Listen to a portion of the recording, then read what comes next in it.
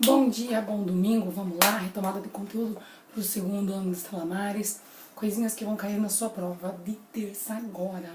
Origem da vida, hipótese autotrófica e heterotrófica, evolução e sistema nervoso, tipo tudo. Tá? Então vamos lá. Vamos começar aqui com bio, a origem da vida, depois a gente segue lá para bio. Então, bem rapidinho falando aqui, ó, toda vez que eu saio, que eu sou um ser muito iluminado, então eu ofusco o computador. Toda vez que eu saio aparece melhor, tá? Então aqui, ó, a gente vai falar de abiogênese, que também é geração espontânea, lembrando que gênese, origem, bio, vida, não, né? As coisas vivas não se originam de coisas não vivas, ok? Então, de matéria inanimada. Isso foi pensado desde antes de Cristo até a pessoa começar a achar a ideia meio estranha, tá? O que vocês têm que saber sobre a biogênese? Que ela sempre vinha sido já, tipo, será a biogênese? Será que coisa viva vem de coisa que não tem vida? Isso é estranho. E começou a se pensar um pouquinho sobre essa teoria da biogênese, que coisa viva só vem de coisa viva. E aí, quem deu um start aí por conta de fazer com uma experimentação mais bonitinha foi Francesco Redi, um italiano, em 1665, tá? Que fez o experimento lá dos frascos e mostrou que no frasco lá fechado ou semi-fechado não tinha o surgimento das larvas e no frasco aberto tinha, tá? Depois, mais tarde, em 1765, foi a vez do italiano Spallanzani com o padre escocês Needham, que ficaram tretando por causa daquele caldo nutritivo lá. Mas o do Spallanzani era fechado, então Needham, tá fechado, por isso que os micro-organismos não podem surgir aí.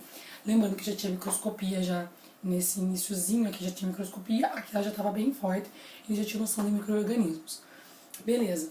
E daí Needham deixou o sistema dele aberto, o que fez com que os micro-organismos que estavam presentes no ar entrassem ali. Só em 1860, Louis Pasteur, que fez... Ops. Ai, Jesus. Ai, gente. Eu e a tecnologia, nós não somos amiguinhas. Nem um pouquinho. Por sinal, ela me odeia. Aqui.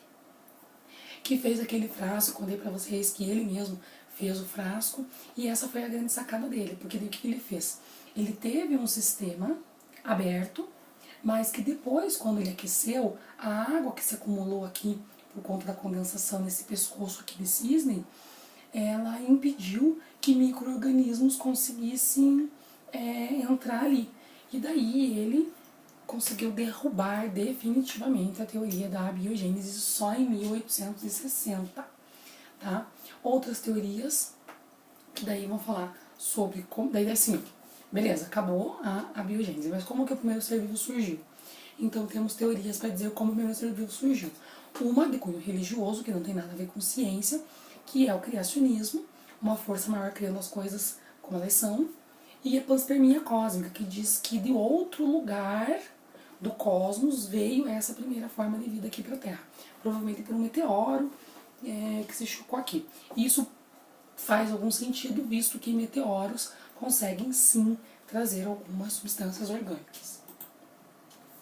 E aqui, em 1920, Oparin e Haldane postularam a evolução química ou evolução dos compostos químicos, que tem como premissa dizer que não foi assim, a primeira forma de vida era uma galinha, né? Não, a primeira forma de vida foi uma coisa muito simples, muito simples. E essa coisa simples só se originou porque as coisas foram gradativamente ficando complexas. Então o que ele disse? Que os átomos estavam lá e formaram as primeiras moléculas, moléculas bem simples. Essas moléculas deram origem a moléculas mais complexas, tá? Essas moléculas mais complexas deram origem a estruturas mais complexas, e ele vai chegar lá na estrutura da proteína, né? Formou o aminoácido e formaram-se as proteínas. E um conjunto lá de proteínas lá dentro do envelopinho lá, que eram os famosos coacervados. E só deles, então, surgiram as células primitivas, ou então as protocélulas.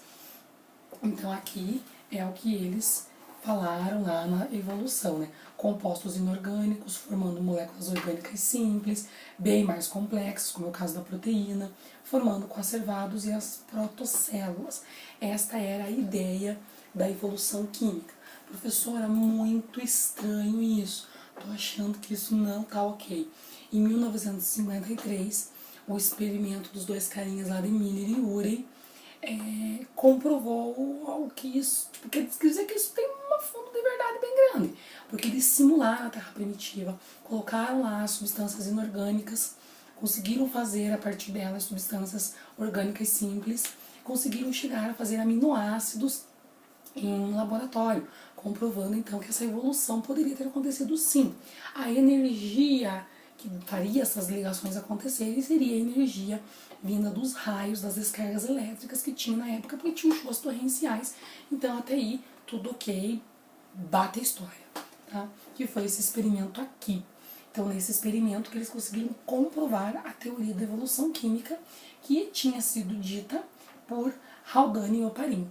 Mas daí Miller e Urey comprovaram ela em laboratório 33 anos depois dela ser postulada, tá? Aí eles falaram assim que não tinha oxigênio nessa época, tipo, e não tinha mesmo. Como que o oxigênio surgiu? Com os organismos fotossintetizantes, que daí eles pegavam o gás carbônico, utilizavam lá para fazer a sua molécula de glicose e começaram a liberar oxigênio. Então os fotossintetizantes eram os responsáveis. Mas daí veio outra dúvida. Quem surgiu primeiro? Os caras que não produziam seu próprio alimento ou os caras que produziam seu próprio alimento? Os autotróficos ou os heterotróficos? Então essa primeira teoria diz que quem surgiu primeiro foi um cara autotrófico. Obviamente ele não era um fotossintetizante super mega cheio de coisas.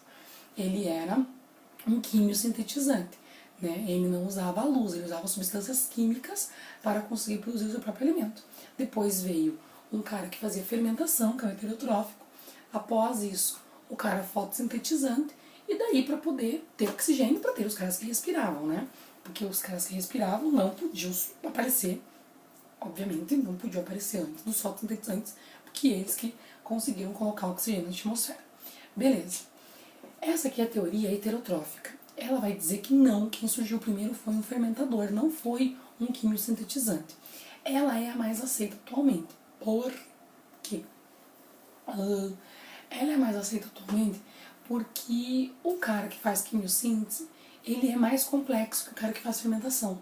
Então, ainda pensando na teoria da evolução dos compostos químicos, se as coisas foram indo lá da coisa mais simples para vir para mais complexa, opa, o fermentador tem que aparecer primeiro. Então, a hipótese heterotrófica ela é mais aceita por conta dessa escala de complexidade. Já? Já. Então, aí a gente termina a primeira parte da bioma. Deixa eu fechar aqui. Salvar, não salvar, porque eu não sei o que eu fiz. Tururu, evolução. A animação, a apresentação do início. Então aqui a gente vai falar um pouquinho sobre as evidências da evolução, tá? Primeiro, eu quero falar um pouquinho sobre o que é evolução. Volta. Esses slides gay que fica aparecendo as coisas, né? Assim, um pouquinho me deixa meio nervosa. Então, assim, criacionismo era a ideia de que a origem da vida veio de Deus. E o fixismo era uma ideia também religiosa, mas que não tinha muito a ver com o criacionismo. O fixismo, ele queria dizer assim, que as coisas não evoluíam. Por exemplo, Deus criou a galinha desde sempre com a cara da galinha. A gente tem desde sempre a nossa cara, tá? Não existe evolução. E o fixismo foi acreditado por muito tempo, tá? Até que dois carinhas, que são Lamarck e Darwin, foram os primeiros a tentar explicar a evolução, e Lamarck explicou a evolução dizendo que o cara não tinha a característica que precisava ter, mas depois ele adquiria ao longo da vida e conseguia passar essa característica adquirida ao longo da vida para as próximas gerações.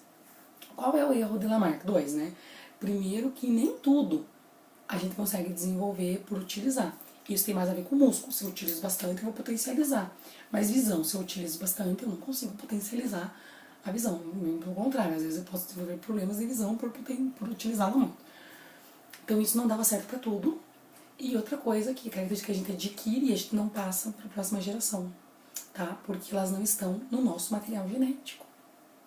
Então, tipo, se eu perder um braço num acidente, meu filho não vai nascer sem o braço, né? Porque isso não é genético, isso é adquirido.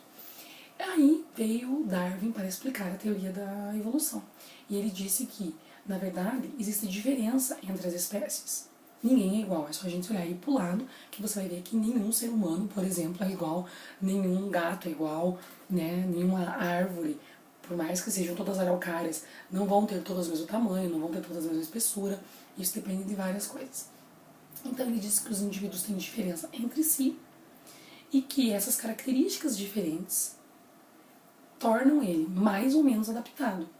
E o cara que está mais adaptado é o cara que vai conseguir se reproduzir com eficiência, vai conseguir passar para a geração seguinte os seus genes e por isso ele vai continuar. Por exemplo, perna do flamingo, né? Por que é? Não, o pescoço da girafa, que é o mais exemplo clássico da evolução.